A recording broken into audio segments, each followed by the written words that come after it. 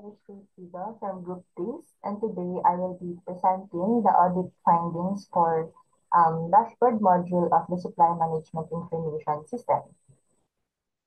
So for dashboard, I will be auditing kung accurate ba yung data ng mga dashboard features nila, which includes the metrics and charts. For system walkthrough and demonstration,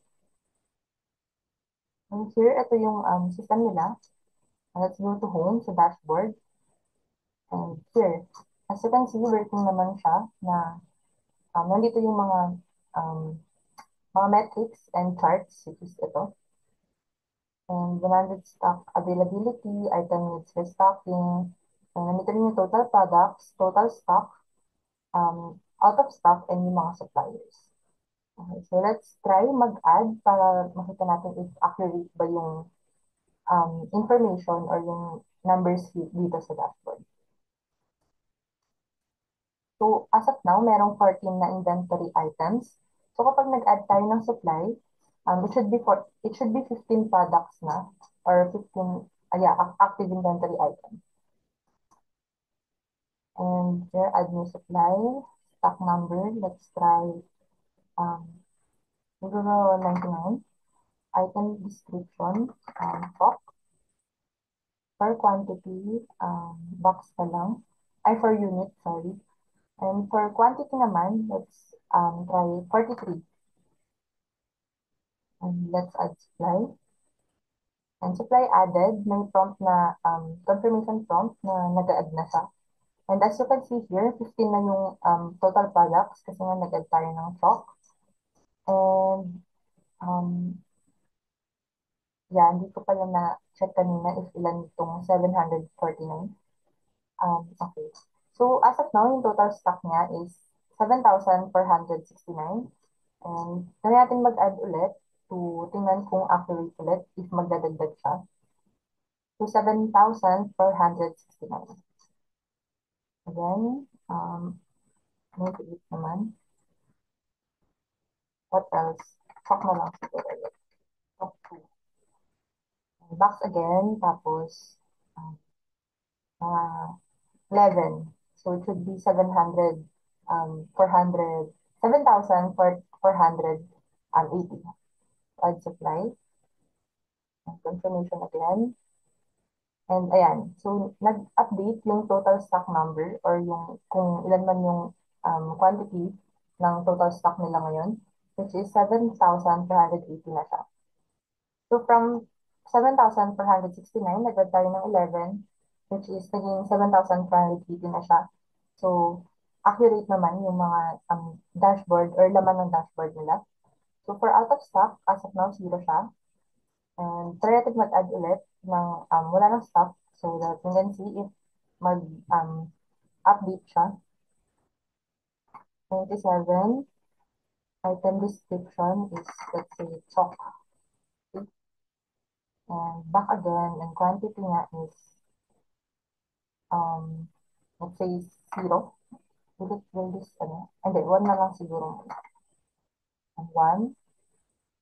So, here, so 0 pa rin siya since may stock naman yung nilagay natin kanina. So, try natin i-edit so that out of stock siya. 97? Is that 97? Yes, 97. So, gawin natin siyang, oh, the edit is not working. Okay. Let's try na lang ulit siguro.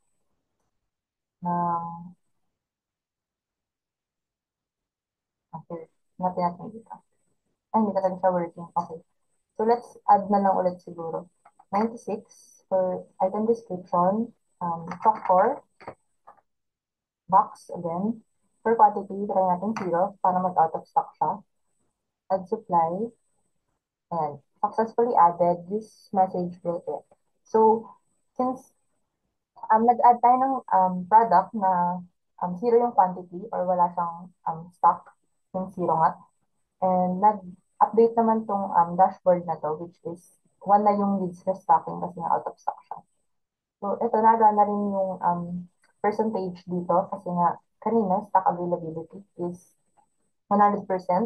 So, lahat may stock. Pero since meron ng isa, is naging 94 na siya. So, for here, chart siya. Good stock is 10, low stock is 7, and out of stock is 1. Since out of stock is 1 here.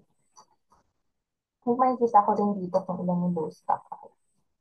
So, for low stock, we have 1, 2, 3, 4, 5. And here is 7. Itong second option. Ayan.